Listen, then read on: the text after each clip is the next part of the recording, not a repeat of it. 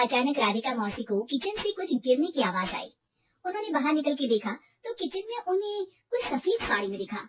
वो चीख पड़ी, हे भगवान, आलतू जलाल तू, आई बला को टाल तू, आलतू जलाल तू, आई बला को टाल तू।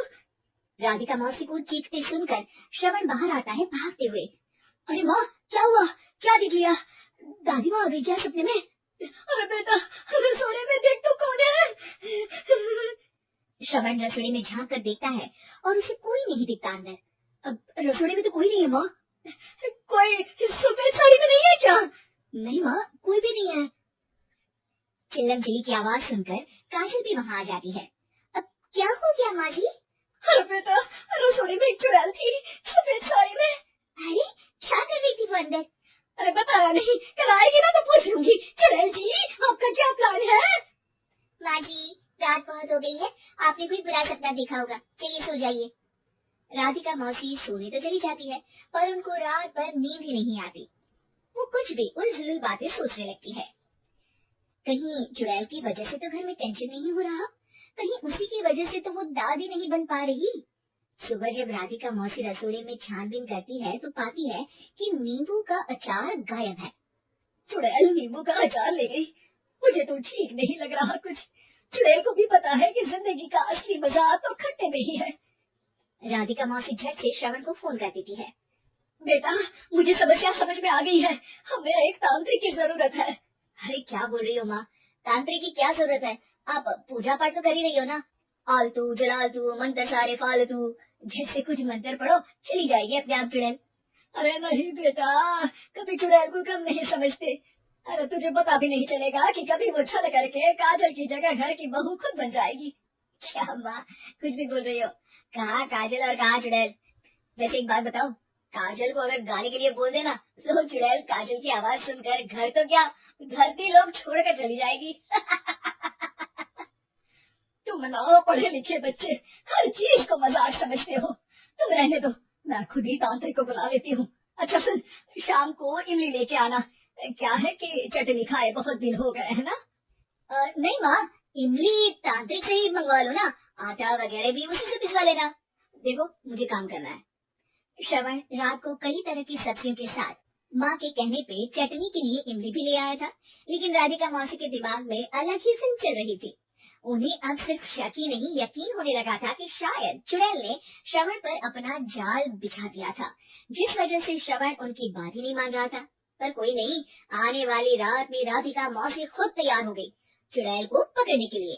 रुद्राक्ष की माला, तुलसी का पत्ता, हनुमान चालीसा सब हाथ के पास ही था, बस चुड़ैल का इंतजार था। और जैसा राधिका मौसी ने सोचा था वैसा ही हुआ। वो चुड़ैल उस रात भी आई, पर वो राधिका मौसी से तेज निकली और राधिका मौसी के उसे पकड़ने के पहले ही वो भाग खड़ी हुई।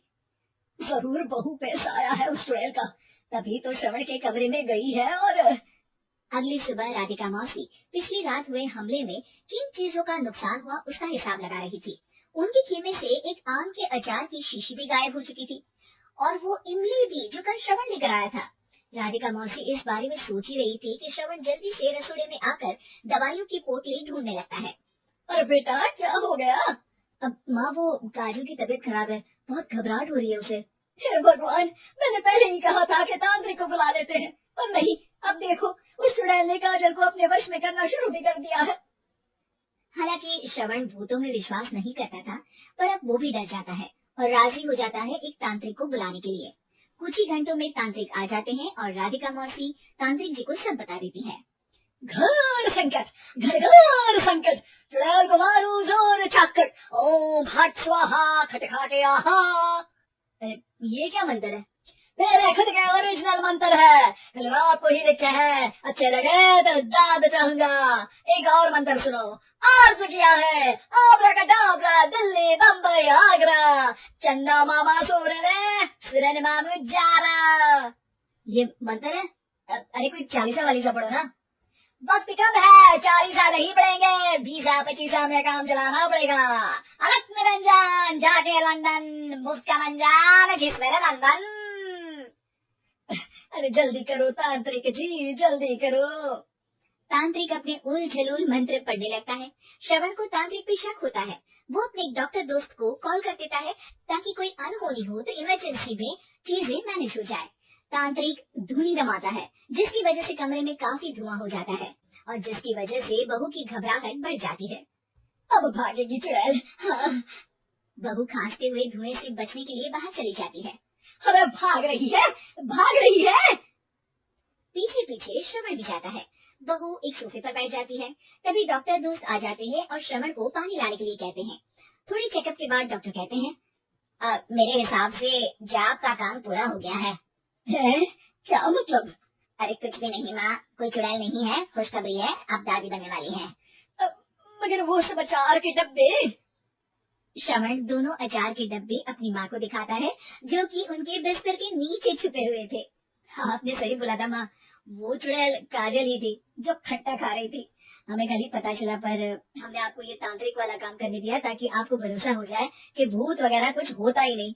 अच्छा अच्छा, ये तो बड़ी खुशी की बात है। पर बेटा मुझे एक झाड़ू तो ला दे। क्यों माँ? ये तांत्रिक का भूत उतारती हूँ मैं। अब तांत्रिक राधा मौसी के डर से घर से भाग निकलता है और राधा मौसी उसके पीछे भागती है।